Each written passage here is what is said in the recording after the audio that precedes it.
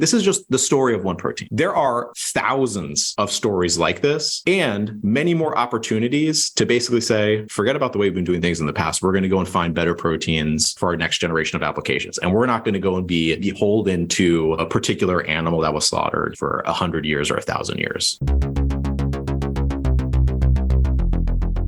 Hey, Karl, how's it going? Things are great, Erum. Let's quickly catch up and let our audience know what we're up to these days. Yeah, I mean, I'm just trying to live my best life, be healthy. I have a class pass that I was using earlier in the year when it was cold outside, but now that it's nice and warm and sunny, not super hot because I usually go for like a walk or a run in the morning. So it's cool. I spend more time outside because I don't want to be inside when it's sunny outside, but trying to be healthy, trying to eat well, beach body, all of that, summertime. What about you, Karl? How are you living the dream?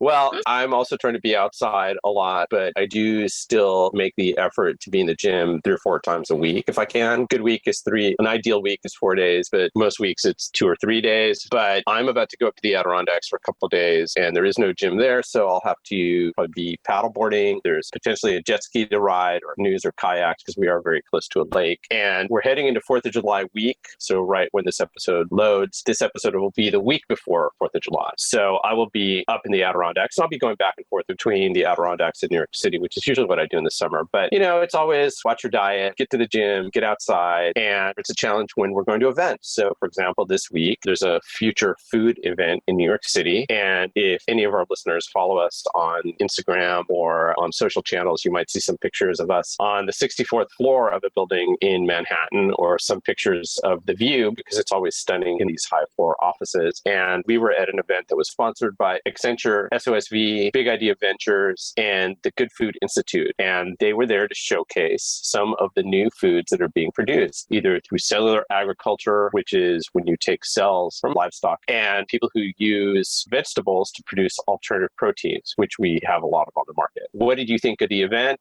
Erum, and what's your take on the cultivated meat space? Yeah, so that was wonderful. I naively thought maybe there was going to be some cultivated meat, cell-based meats there, but there was not. It's still pretty much on the smaller scale when it comes to some of these newer companies. Of course, there's companies like Eat Just and Upside Foods that have made cell-based chicken, which is now approved by the USDA label on there, sold in the US coming soon. It'll be in shelves, but they were not at this event. Most of the food that was present was plant-based. And it was interesting. Some I thought were like, okay, this is a bean burger, which I don't even call it burger. When I think of burgers, I do think of traditional hamburgers, which are made from beef, not ham. The texture and everything, that wasn't there. But it's an alternative for people that like that. I would not eat a black bean burger if I really was craving a hamburger. But there's a company called Thrilling, and they make bacon out of soy and sustainable palm oil. And not palm oil, because now in our world, okay, sustainable palm oil for us, sometimes we think of C16 biosciences where they're fermenting palm oil. This is just sustainably harvested palm oil that they use. But however they processed it and cooked it was very bacon-like. If you had bacon that isn't super greasy, but it was crisp, it had the texture without the greasiness, because sometimes if you don't cook bacon fully, it's a little wiggly. You have parts of the fat there, so it's a little bit of the cartilage. But this was just crisp and had a very good flavor. So big ups to Thrilling and their team there. And there's Bosque Foods that was making like a plant-based chicken alternative, which had a really good flavor as well. And I don't know if that's from the preparation or from it being naturally that flavor, how they're selling it on the shelves. So it was great, a good turnout, very good turnout of, again, VCs, founders, people in the industry. Everyone was excited. And I'm just looking forward to seeing what comes out of the rest of the conference, because it was really like a pre-conference event. There are things happening all week long, and we have friends that are attending these events. We hung out with friends last night at a dinner, which was very classy. Shout out to Cult Food Sciences, Leslie and Claire, for hosting. Thank you so much. But we heard a lot of exciting news, which we'll share throughout our podcasting journey here for you guys to learn about what's going on in the future of food. Yeah, the other company that was there that has been on the podcast is Oobly. They were giving out Oobly chocolates, which are sweetened with a sweet protein, and they were doing tea tastings with the Oobly tea, which is something that was also served at the end of SymBioBeta last month. So good to see Oobly showing up at these conferences because their products are very nice. Yeah, and Patricia, CEO of 4 Billion, co-founder with Gabe and Samet, who are also on our podcast, talking about Wagyu beef that's cultivated. Very exciting. Patricia's amazing. I think she's clearly a leader of for company, but a leader of the industry. We were talking about an article that was poo-pooing on the cultivated meat industry, saying that it's just a hype cycle, very expensive, like it's just not going to work economically. But the article came from the mindset from the pharmaceutical industry that has a completely different operation. And the people that wrote the article, they don't know what's going on behind the doors of the newer cultivated meat companies. They have different operations. They've thought of different methodologies. They might not need super huge tanks. Maybe it's more distributed. So you can't know. You can't predict these things. You just have to believe and get creative. And this is what all the industry is doing. Yeah, there's a lot of innovation going on in the space, and it's gone through a hype cycle for sure. And it's definitely gone through less interest from an investor point of view. I haven't said this on the podcast, but there was a tweet maybe a week or two ago when the USDA approved cellular ag product for consumption in the United States after Singapore, because Singapore did it last year. So it's finally approved by the USDA. And the tweet said something like, "Dear cultured meat entrepreneur, sorry that your email was in my spam folder for the last 6 months. Would love to get together with you. Signed, every VC." In other words, investors have been ignoring the space at their own peril, and the innovation continues to happen. This is just the way every technology develops. We are focusing on the space. It's a new space for Messaging Lab, but not really, because my background is on my father's side, where I grew up around livestock agriculture. He was a meat cutter. In the summers, I often worked with an uncle who was a meat peddler, meaning we would pick up meat and take it to different restaurants and delis. So I am familiar with the livestock side of it, and I've seen the monopolization and consolidation in that industry. And so I'm very excited to see the innovations and help push them along. Interestingly, a lot of the entrepreneurs that are leading these either cultivated meat or plant-based meat, quote unquote, meat companies come from families that have livestock farms or work in the industry. So they're coming at it as experts, not just an armchair activist that's just getting interested in the space and trying to figure things out. These are people that are very knowledgeable in the livestock meat industry and trying to position themselves and help the market relieve some pressure. The demand of meat is just too high. And it's going to increase. Yeah, let's just figure it out. Let's come up with an alternative so we don't put so much pressure on our planet, on these poor animals, on these poor farmers. I love those local farms here in New York State that are feeding local communities. That's the way it should be. They don't have to necessarily do it in an industrial scale level. That's beautiful, but they can't feed like a whole city of 300 million people. They shouldn't, it's not their responsibility. Yeah, you're talking about livestock, and I think that that is a perfect transition to our interview today. Livestock isn't just something that we eat. There's a lot of products that are produced from livestock agriculture, and one of those products happens to be collagen. Collagen is the most abundant protein in the human body. It might actually be one of the most abundant proteins on the planet. It's a protein that serves to create the structure of cells, and it's very important for our skin. As we age, we start to lose collagen. And so if you see people's skin gets wrinkled, their skin gets crepey, which I hate to say as a word, but like crepe paper? Yeah, like crepe paper. Crepey is like the skin on the surface of the upper part of your hands, not on the palms, starts to get thinner, and it gets much more looking like paper as you get older. Yeah. So the person who we're interviewing today is Alex Lorestani, a co-founder at Geltor, and Geltor is a company that's been focused on creating collagen proteins for the beauty industry and also for food applications. I've known Alex for many years. I'm a big fan of Alex and Geltor, and I think it's going to be a great interview. Awesome. Well, I can't wait to hear it. So let's get this party started.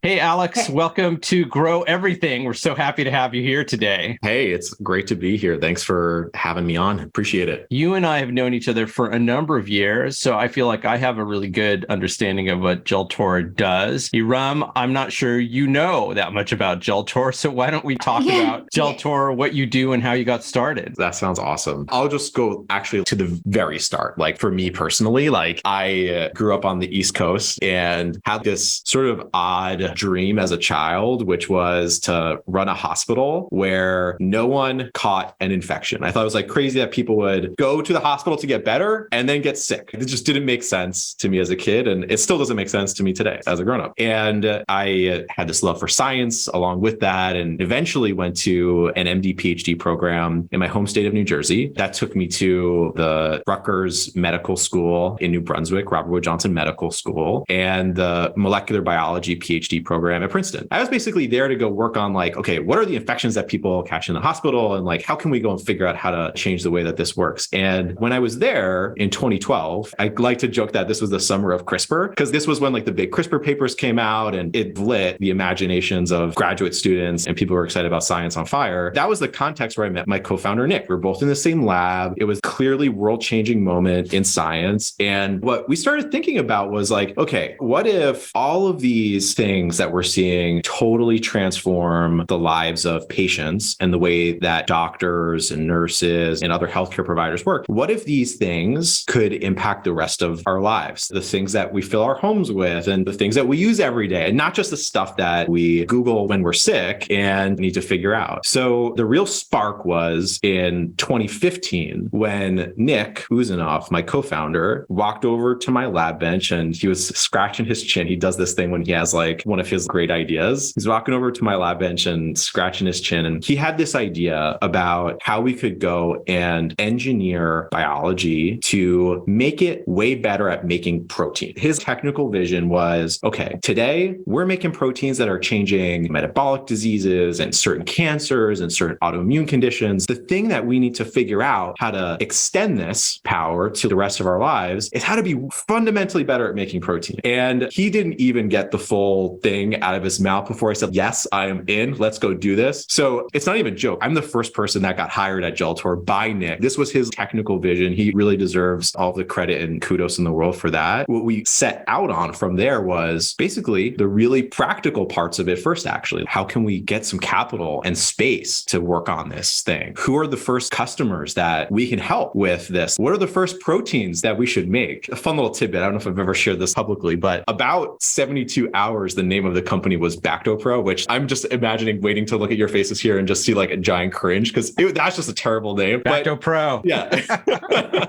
But we're going to use that for something. Welcome to BactoPro podcast, everybody. Yeah, exactly. But I think that really captured the spirit of what we want to do. It was like, you can use biology. You can use all of the new things that were emerging in that summer and that have continued to emerge through today and fundamentally change what you can do with biology. And we chose to go and focus on this slice of it that we're very excited, which is proteins that do things and do things at very large scales. But that was really the spark that summer for starting the company. We're continuing on that journey, but that's really where things got started for us. I definitely want to learn more about what Geltor is now, like how that evolved. So you went to school, you met your co-founder, you guys came up with this idea, and you just decided to start a company right away without ever like working in industry. I know there's people have dropped out of college. It's like the common thing, but without getting the experience, you guys just were like, all right, we're going to just incorporate a company right now for BactoPro. Yeah. Me and Nick, I think, have this problem where we just go for it. We never thought that was weird. We thought the weird thing was waiting. We thought that the weird concept was waiting your turn for the thing. There's like no such thing as actually waiting your turn. It's like you actually have to go and do it. So for me, dropping out of med school, didn't think twice about it. I was worried about not dropping out. And same thing for Nick. We sort of made this decision. And again, he walked over to my lab bench scratching his chin. 2 seconds later, I said yes. In the background, what was going on? We're both married. My wife is teaching Italian in New Jersey. And Nick, actually, his first daughter was born 4 months before that. It's like, there's a lot going on. You could probably come up with like 8,000 reasons why this is not a reasonable thing to do. But we had incredible support from our partners, this real trust and excitement about working on this together. We were lucky and incredibly privileged to be able to go and do this. So the unacceptable thing was almost not giving it a shot. We're very lucky to be able to do that. Incredibly lucky. And we've been able to continue building off of that. That's amazing. And you positioned it as you really set out to improve protein production, but you ended up becoming a product company or an ingredient company. I don't know how you want to describe Geltor, but what was the first ingredient you created and or hit the market? It was actually really foundational. So getting back to that, okay, how do we actually like fund this thing? Back to Nick. Nick had been doing home science since he was a kid. He's like a zillionth generation scientist. My dad was an engineer. My house was filled with like orthopedic parts, knees and hips and stuff like that. But for Nick, it was full of like, microscopes and various other things that he would use to do biology at home. So he'd been following the do-it-yourself biology movement from very, very early days. And he found IndieBio on one of the do-it-yourself biology forums. And we applied to IndieBio. And in our application process, piece of advice, I don't even know if it was advice, it was just like a wake-up call. One of the people who was there at the time, Arvind Gupta, who's now at Mayfield, one of the founders of IndieBio, he said, okay, wow, if you can pull this off, this is a world-changing company. That said, technology is not a product. A product is a product. So go and figure out a product. And there may have been some expletives sort of laced in there. Sort of Like he's got this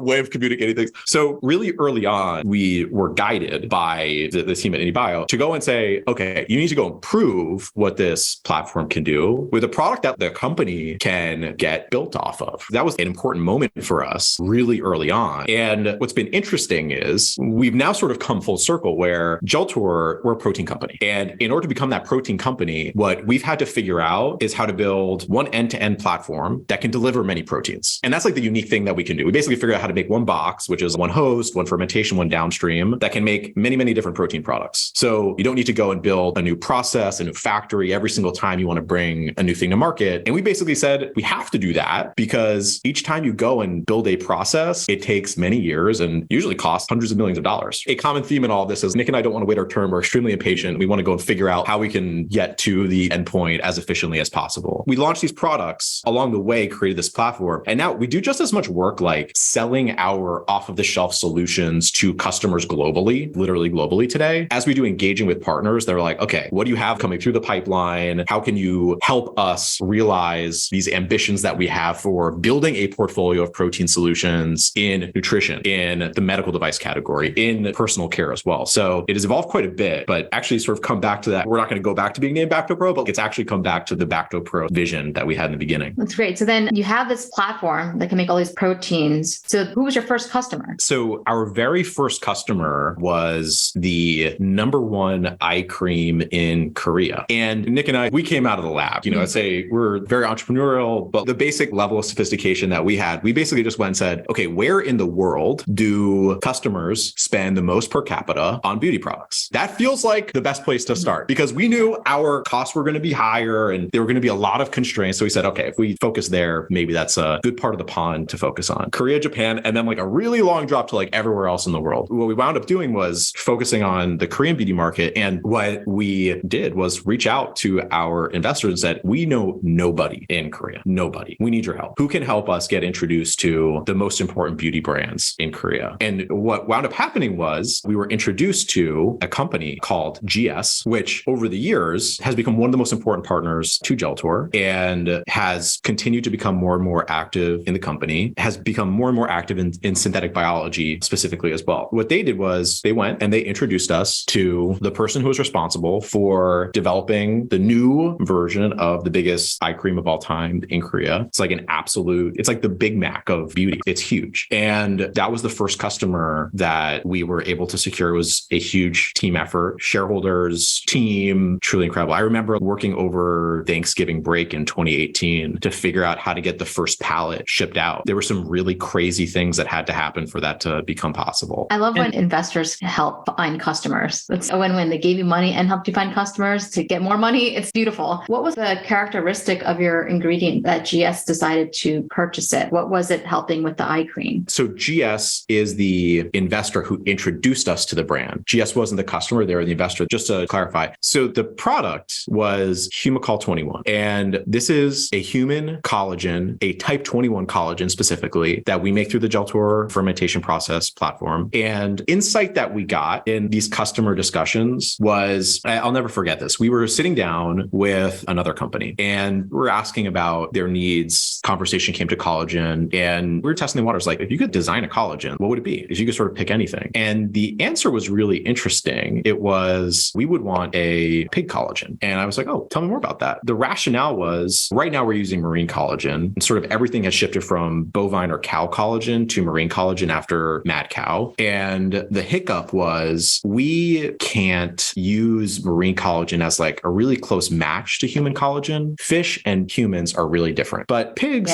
are more similar. Therefore, a pig collagen would be great. And that's when I start quietly just absolutely losing it and saying, what if you could have a human collagen? Because the thing that we sort of took for granted was that insight. We naturally said, okay, biotechnology can unlock many, many different parts of the tree of life. But for our customers, they were still very much grounded in the types of collagens that had been available and the subtypes of collagen within those animal sources that were available. And that was the first opportunity that we saw to say, okay, this is a really clear way to help a customer who is looking to deliver a level of bioidentity and perhaps biocompatibility that's otherwise not possible with animal sourced ingredients. In doing that, there's an opportunity to increase performance, increase the consistency, efficiency, long laundry list of things that were also great. But the sort of like hair on fire problem for this customer was they wanted a collagen that was very similar to human collagen. We set out to go and basically address that challenge first. And the reason that was, I think, a really nice match with this first particular customer that we bought was this is an extremely clinically focused brand. So the positioning has nothing to do with it's animal free, sustainable. It's all about performance. It's all about clinical benefit. And until the brand was acquired by a multinational, it was actually sold primarily through the derm channel by doctors. The real draw was we can have a really human collagen and deliver benefits with that human collagen. Consumers reacted to it so positively. The human nature of the protein, it's just intuitive. Of course, I want something that is like what I've got in me. Of course, you can get that in a quarter of a second. You don't need to hear the whole story. You don't need to have a massive education campaign. You just freaking get it. And the benefits that follow, the performance benefits, were also great. That was how we got started with that particular customer. Again, it took a lot of absolutely wild work behind the scenes, but we made it happen. Yeah, I mean, and I think so. Just I want to step back a second so that our audience understands. Correct me if I'm wrong on any of this. Collagen is one of the most abundant proteins in humans, and I think it is actually one of the most abundant proteins on the planet. And for cosmetic purposes, as you said, collagen had initially been isolated from cows and pigs, and then because of mad cows, we started using marine collagen. For those people who are listening who don't understand what one of the fantastic benefits of biotech is that you can take an existing protein and produce it at scale in a way that is much purer than if you're trying to isolate it from cows, pigs, or marine sources. So you guys took, I'm just going to say, the fundamental building blocks of human collagens from humans or wherever, and you're able to brew that like beer in the lab. Is that all about right? On your first point, collagen, it is the most abundant protein in humans and in animals in general. So one of my favorite websites just to sort of like geek out on is BioNumbers. I don't know if you've checked it out, but yeah, I could surf that all day. I think in BioNumbers, the reference there is about 30 to 40% of the protein in humans is collagen, just as a reference point. A lot of us is collagen and a lot of most animals. And to your second point, because every animal out there is made of collagen, there is an incredible diversity of collagens in nature. If we just look at humans, there are like 28 collagens that we know of. And within each one of those 28, there are subtypes. So just to make it a round number, there are about 100 different kinds of collagens in our bodies that we view as Legos for building products. The collagens that are sold from an animal source, it's usually a couple of types. We're tapping into a very generous estimate is 1% of the space available. It's actually a lot lower than that, but collagen's a really important material. We're only accessing a little bit of it from animals today, which makes sense because like there are very few animals that are industrially farmed. And even if they're not industrially farmed, they're just like not a lot of sources for this stuff. So the power of biotechnology, I think you put it perfectly. The only thing I would add to it is the second layer that we apply to this is it's not good enough for it just to be collagen or for it just to be human collagen. It has to go and do something. And this is where we've invested a lot of time and energy and resources in building capabilities. How can we go and find the best performing proteins and parts of proteins and use the platform to deliver that to customers consistently at scale, high purity, all that good stuff. The collagen supply chain, we make a lot more than collagen today, but the collagen supply chain is a nightmare. I can't believe how successful collagen has been. It is almost like in spite of its supply chain. It's like clockwork. Every 6 months, there is a disaster. Okay. Most recently, there was this significant work of investigative journalism on the collagen supply chain in Brazil. And you should read it. It is awful. Before that, it was, COVID, right? So collagen comes from animals that are slaughtered for meat. Before that, it was COVID shutting down meat processing plants. That completely blew up the collagen supply chain. Before that, it was African swine fever, where the largest herd of pigs in the world in China was literally decimated, because of the outbreak of that disease. And then mad cow before that, it is such a ridiculously bad supply chain from a purely operational standpoint. And then when you layer on, I don't know, the ick factor, I have had the opportunity to see the way it works in the traditional method. Nobody thinks it's good. That's why you see the largest collagen companies in the world investing in companies like Geltor. I know I'm getting excited here, but it is a great example of how in one protein, this is just the story of one protein. There are thousands of stories like this and many more opportunities to basically say, forget about the way we've been doing things in the past. We're going to go and find better proteins for our next generation of applications. And we're not going to go and be beholden to a particular animal that was slaughtered for 100 years or 1,000 years. Yeah. Just to reiterate to our audience, there's like 2 points that are really important here. One is biotech allows us to completely disrupt traditional supply chains. If Geltor was just making one kind of collagen, you could be very successful just taking that and producing it at scale without having to involve the animals. But more importantly, is really where we get very excited about what's possible with biotech is you're able to take what nature has given us as instructions or in our bodies and engineer it for higher performance. And you say you've got thousands of sources, not just to mention the human ones, but even just engineering what we as humans for different applications. I find that to be incredibly exciting. I think it's also important. You mentioned that you're finding proteins, but you're also creating them, right? And again, like the supply chain, at first we're talking about like extracting from pigs. No, it is slaughtering them. They're slaughtered for their meat, but then their bones are used and crushed. Is that where the collagen is coming from? Yeah. Is that how? So I mean, let's put the ethical considerations aside here. Purely from a how this stuff works perspective, yes, collagen is mostly from the skin and the bones of these animals. Really practical aspects of the way that this works today are just kind of ludicrous. So in parts of the world, it is not okay to use the spine of these animals as a source for extracting collagen, the vertebrae, whereas in lots of other parts of the world, it's totally fine. So when you go to these facilities, they're like, oh yeah, this is the part where we need to separate the spines for these customers from the rest of it. And it's just like, really? Who made that decision? It's easy to dunk on the absurdity of this. Here's the hard part of what we're doing. Biotechnology today is not globally distributed from a manufacturing perspective and at absolute scale that these sorts of processes are. Karl, when you mentioned Geltor could make one of these collagens and produce that scale and build a great business, I actually think that this is one of the great puzzles in biotechnology today. And I actually saw a couple of days ago a tweet from Max Chasto, who made this point, which was basically everyone's saying that there's like a biomanufacturing capacity apocalypse. And Max's view was like, there's not a capacity apocalypse. There's actually economically sound bioprocess and product lack in the market. And you know what? If the demand was real and you had a good process and product, you can use that to go and underwrite the sort of facility that you need. And I think that there's a lot of truth in that. The zigging and zagging that most companies are doing today, the ones that I think are going to be successful is, yeah, we all see those handful of products that on their own could go and support very large businesses. But along the way, you need to actually serve customers. We can't go to a customer and say, fantastic, you want that human collagen. Please write me a purchase order for $100 million and give me a few years to go and build this facility. And beauty and personal care products launch within a year of conception in some cases. The zigging and zagging that these companies like Geltor have to do is say, okay, how do we start to go and build a real company with real products and real customers and build to the sort of scale that these companies in the animal-derived products category have achieved? They've had a 150-year start. These are family businesses that have been built for 150 years, driven initially by the combination of chemistry and animal agriculture. And now, in 8 years, we've gotten to a place where we can actually take a real shot at them. And when I think about what Geltor and some of the other really dogged, hardworking founders in this space are going to be able to do over the next 8 years, I'm really excited about that. And that's when I think the capacity apocalypse hits, right?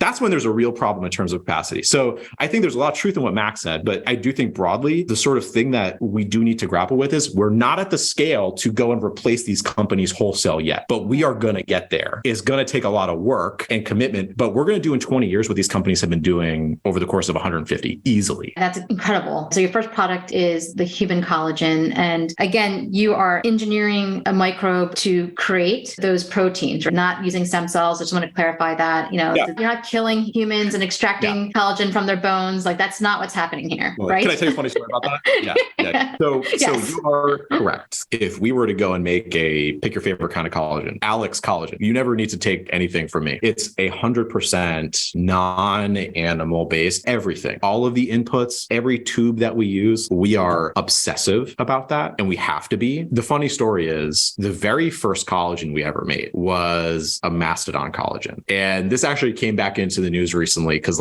somebody made a meatball or something like that. Yeah, they were talking about it. Yeah. And I was posting on our Facebook at the time and, shared something about this. We made a gummy with mastodon collagen. Nick obviously was the first person to eat it. And the initial responses, which now looking back, make total sense because this is such a new shift. And this is such a shift in the way that things get made. People were like, oh, so you find mastodon. Alex and Nick go and find the mastodon. And then we dig it up and we're taking the materials from the permafrost dig project, putting that into a gummy form in the apartment we were renting in San Francisco while we were at IndieBio. And at the time, my initial knee-jerk reaction was just frustration. I was like, oh my God, what the heck? Why don't you get this? And another great lesson that we've gotten from somebody at IndieBio, Arvin's successor, Poe Bronson, who you may have met, one of his great pieces of advice, never blame a listener. Never blame a listener. And I think one of the things that we've learned from that is we need to take our communication strategy much more seriously than we were at the time. And it is not a responsibility that you can relinquish or pass on or wish it wasn't the thing that you had to deal with. That is your responsibility as a founder. That's your responsibility as somebody who's building a company, and not the issue of the person who's reading about this Mastodon collagen for the first time on Facebook after they pass their story on the Mets or whatever. So that was a great lesson. And Mastodon collagen, I think, is a great example. The reason we did that is we were like, Mastodons aren't around. This can be super intuitive to highlight you don't need the animal at all. This is a thing that doesn't even exist anymore, but we didn't nail the messaging. Yeah, I mean, I'm imagining the compare and contrast marketing that shows, hey, here's the way this used to be done, with maybe Mastodon being the example. Animated Nick and Alex out in the permafrost digging this thing up and then rendering it down to isolate the collagen versus sitting in the lab and brewing it up. To me, that's a fun story to be able to tell. Yeah. I'm curious, you guys went through IndieBio, you got introduced to this Korean company, your first collagen, this human collagen, ends up in this Korean eye cream. Why do you think the beauty and personal care space has been so amenable to biotechnology, let's say relative to other industries? Do you think it's unique to that industry, or are they just simply ahead of the curve? Yeah. One thing that surprised me was how serious and embedded the culture of innovation is in the beauty and personal care industry. The people at these companies, yes, they need to be best in class at marketing these products, at commercial execution and operations, manufacturing, but there are very few parts of industry we have found that people go there to be innovative every day, whereas that is not true of many other places in the world of consumer. So this is just something that is soaked into the cultures of these companies. And as we've spent more time with these teams learning about the history, most of these companies are born out of scientists, entrepreneurs creating a product. And when it works, some of them build enormous companies out of it, like L'Oreal, obviously, amazing story there. But there are many others. Helena Rubinstein, our boardroom is named after her, incredible scientist, entrepreneur. We have several rooms in our office named after incredible scientists, entrepreneurs that have created now legendary brands, but they sometimes don't get credit for being scientists and innovators. They're usually more known for the products like many, many years later. But the biggest companies today in beauty were founded by scientists, entrepreneurs, whether or not they get credit for that. And I think that has flowed through to this massive industry globally today. So I think that's one big part of it. It's culture. It is the culture. That's it. The second thing, and this is kind of cool, the product cycles in beauty are much faster. So what does that mean? That means when there's a new idea, that gets tested and validated or disproven way faster. So you can go from a supply chain that is built off of animal-derived ingredients, collagens, you name it, to one that is based off of biotech-driven products, in my estimate, in 3 to 5 product cycles. Amazing. That means the beauty and personal care industry, my estimate here is animal protein will go to 0 in the beauty and personal care industry in the next 3-ish product cycles, or very close to that. If you just look at the longest product development cycles, the absolute longest, those can be like 3-4 years. Most of the product cycles are going to be shorter than that. But my view is in the next 5-7 years, it's going to be roughly 0 animal proteins in beauty products. And the main driver for that is a product development cycle. There are other factors, regulatory, the way consumers interact with beauty and personal care brands as opposed to food brands, just to highlight another vertical, very different. A much higher level of direct accountability between the consumer and how they interact with the brands in the beauty space. There's more abstraction we find in food. So we love the beauty and personal care space. I could go on about that for a while. Yeah.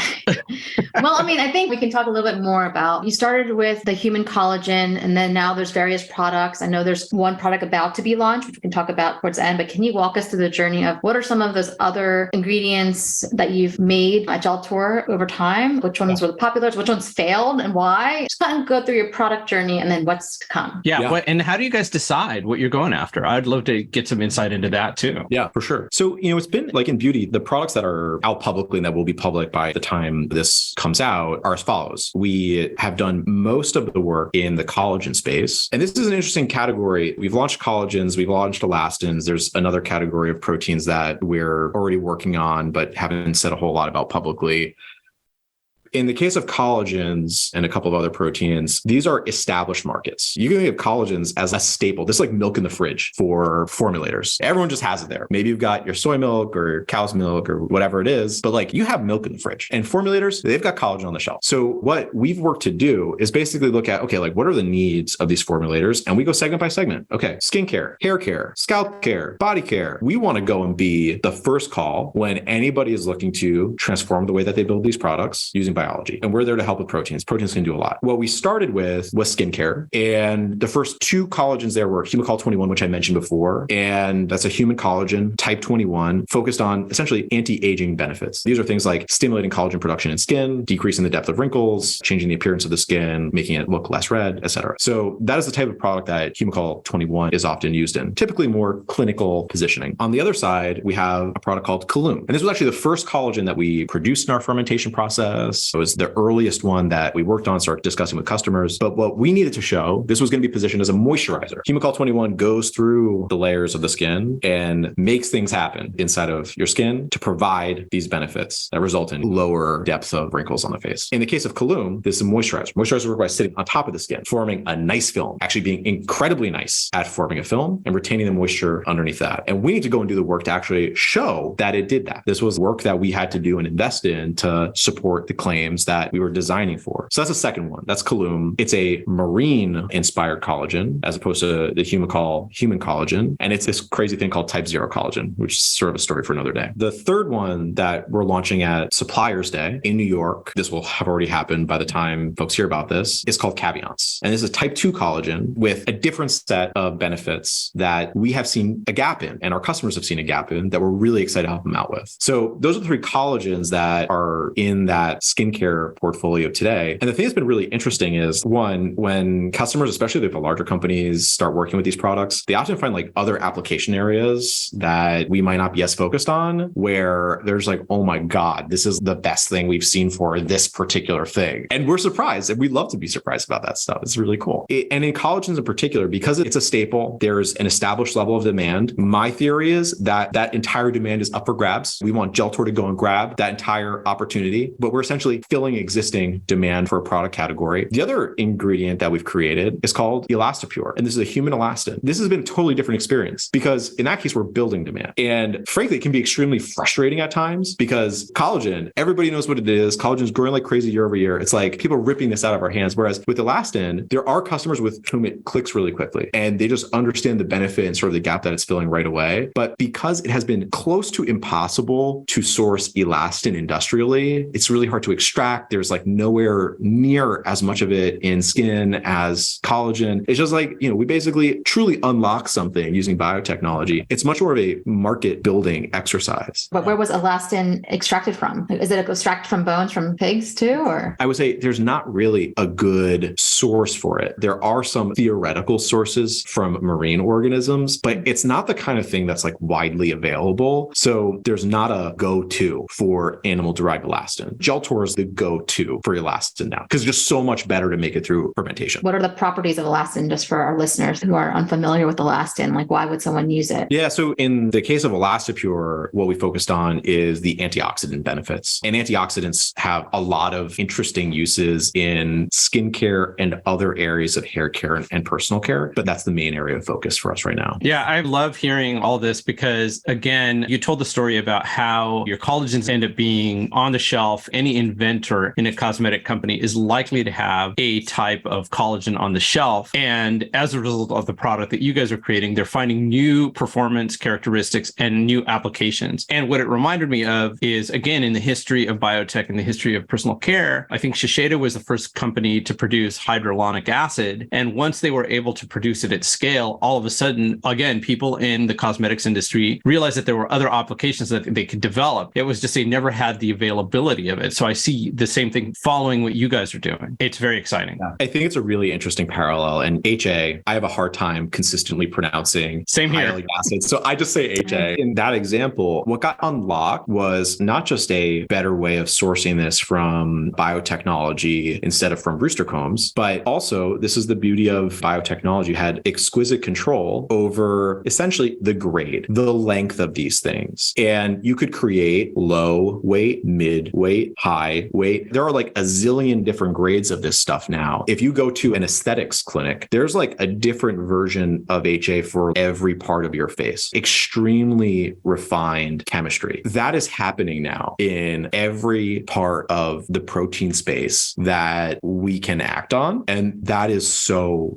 exciting. Yeah. You guys always have to think of like what's ahead. And like now that you have all these capabilities, and obviously sometimes it's hard to pick where to go, but you're talking to the consumer, you're listening to the people that are going to be using your product to see what they need. But let's just imagine that you could just create a super ingredient. And I know if you could create a super ingredient, you would make it, but like, what is something that's not there that you would just like to make? Something that you think would hit the market and people would buy, whether they're a business or a consumer. We're just visioneering here. We're not making any claims that Geltor is coming out with this ingredient. This is just Alex, not associated with Geltor. I know that's hard, but like what super ingredient would you like to see hit the market? Totally. There are so many. I don't even know where to start. I would go through my day thinking about selfishly what I would personally love. So one of the first things that I do before I go and walk to the office is put on sunscreen. That is such a huge, I think, space for innovation, sun protection, and after sun care. There are challenges in operating in that space from a regulatory perspective, but I also see that as one of the opportunities. Really excited about what we see happening in the field in that category. That is one of the most important things that you can do for your skin. I think that is a huge potential space for design. Moving on, when I'm grabbing breakfast or grabbing something to have before I start my day, the kinds of ingredients that are available for benefits in joint health, in skin health, in other areas of active lifestyle nutrition, it is such early days in that space. And my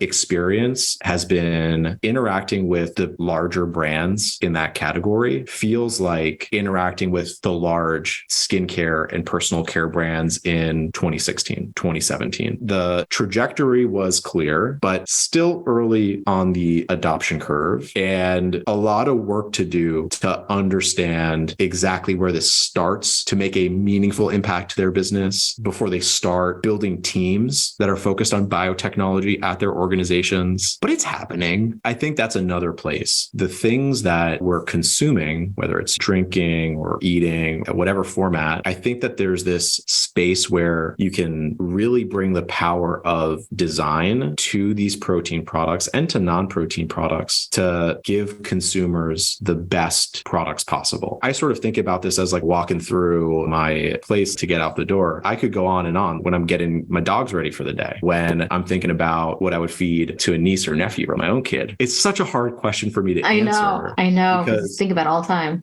Yeah, the list is endless and we think about it all the time and we work on parts of this too. I feel so incredibly lucky to be able to do that every day. Yeah. You guys are working on food collagen as well, food grade collagen? Yeah, we are. And have done a lot of work there on every aspect of the product, from performance, human studies. We're obviously not going to run any animal studies on animal-free collagen. Like, come on. Really excited by some of the early things that we're learning about how the performance of this product stacks up, what its bioavailability looks like, its ability to be produced consistently, robustly at scale. Fun side story on that. When we were doing our really big manufacturing scale-up campaign, we worked with a company called Arxada, and this is all public in terms of the relationship. One of our very first fermentation runs, we were really excited going into 75,000 liter tanks for the first time. This was like a company-changing moment. The first ever tornado hits the facility, knocks power out for several hours. We're like, of course. But the team had invested in scaling things down so that we can model these types of scenarios in our headquarters and understand, okay, do we think that it's going to make it through this power outage or not? And sure enough, power comes on, collagen production kicks back on, batch was in spec. So the thing that I'm excited about is what this product is going to do from a consumer benefit perspective, but more fundamentally, how this can transform the way that we make proteins like collagen at scale in the real world, which is a critical point for the benefit of all of us. Yeah, that's huge because my sister, who who's a little bit older than me. She's like always looking at beauty products and food products, and collagen is hot. Like everyone's searching for collagen. There's a lot of companies that are making things like collagen and matcha and collagen powders that are in chai tea and different things that's good for your skin. And people want that. They want to consume collagen, but a lot of it is bovine collagen. And my sister, she eats halal. A lot of people eat kosher. So they don't want that bovine collagen. They don't want anything coming from pigs. So they're not buying that stuff, but they know that they want it. And it's hard to find. There's plant-based collagen, but maybe that doesn't have the performance characteristics of animal or other collagen. So there's definitely a demand. Yeah, I think when I first heard about you, Alex, and what Geltor was doing, for me, that was the light bulb moment. I was like, you've unlocked this enormous market of people who eat halal or kosher, people who would never touch an animal product. And yet you're going to give them collagen that could be an animal collagen, probably not. It's going to be human collagen. So they're much more likely to use it. And it just opens up markets in ways that had previously been closed. Alex, was there anything that we should have asked that we didn't get to? I've enjoyed this so much. I was just excited to talk to you guys about biotechnology and protein and life. So I feel good.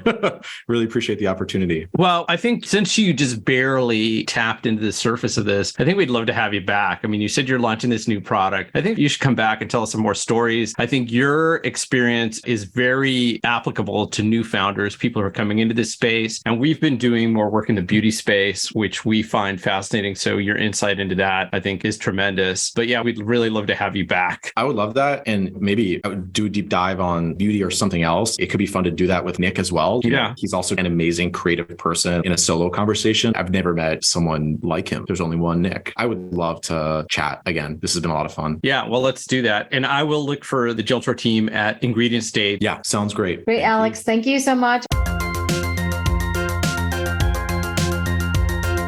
Erum, what did you think of that interview? Alex is coming at this in a very smart way. It sounds like there was some learnings along his and his co-founder's pathway for Geltor, but really thinking of entering the personal care and beauty market is just so smart because you make a lower volume of product and you're selling it at a higher price point than, let's say, food. And also creating this collagen from human collagen, at least the genes of human collagen, is smart because people at first are going to be like, wait, human collagen? Like, how are you getting human bones? But then it's a teaching moment because no, there's no bones involved. It's just made through biomanufacturing in this process. And it's biomimetic. We are humans. It makes just a lot of sense to be using human-based genes and ingredients for human function or functional ingredients for skincare. So it's very smart. I think that there is a playbook here. What did you think, Karl? Like, what do you think about Alex, Geltor, and their whole approach? So, like I said in the intro, I've always been a huge fan of Geltor and the work that they're doing. And I do think that there's a playbook here. The playbook is kind of like the Tesla playbook. You focus on a really high-end product, and then the success of that product enables you to create lower-end products. So you mentioned starting in cosmetics and then moving into food, for example. But one of the things that I think that Geltor did that was very intelligent was creating a platform for creating different collagens. When I first learned about Geltor, what really impressed me was the fact that using human collagen or vegan collagen opened up these markets that previously didn't exist. So if you're kosher or halal, you're not necessarily going to use animal collagen because those animal collagens tend to be a mix of different kinds of animals that are being combined. So you could be using pig products on your skin. And the moment you are using a human collagen, what you're basically doing is you're opening up a market of 1 billion people. There's at least 1 billion people on the planet that are either halal or kosher. So opening the market was really smart. The other thing is being able to look at nature and other places where collagens are used. So Geltor's newest product is a Caviar collagen, which apparently is available in very high-end products. But by being able to manufacture it at scale, they could drive the price down. So that is a very interesting opportunity. What's Caviar collagen? Caviar collagen, it's just another form of collagen, but it just happens to come from sturgeon or caviar. And is it also used for beauty and personal care? It's used in very, very high-end beauty products. So going back to this Tesla business model, which has come to be known as the recursive business model, one of the other things that Geltor did that was very intelligent from the beginning was they went into the Korean beauty space. The Korean beauty market is fiercely competitive. They are big innovators when it comes to beauty. So testing a product like Geltor's in that market and proving that it worked enabled them to go to other beauty companies and say, hey, we're already in Korean products, so why don't you try us out? Yeah, well, the Korean beauty market is also very lucrative because there's multiple steps. There's like 14 steps that are involved in some of these beauty regimens, which means that a lot of product is used and consumed depending on what the regimen How do you is. know that? 14 steps. I go down these rabbit holes. We all do. All right. We all are like chock full of random information because if you go down rabbit holes, all of us do, you're bound to find this type of information, whether it's like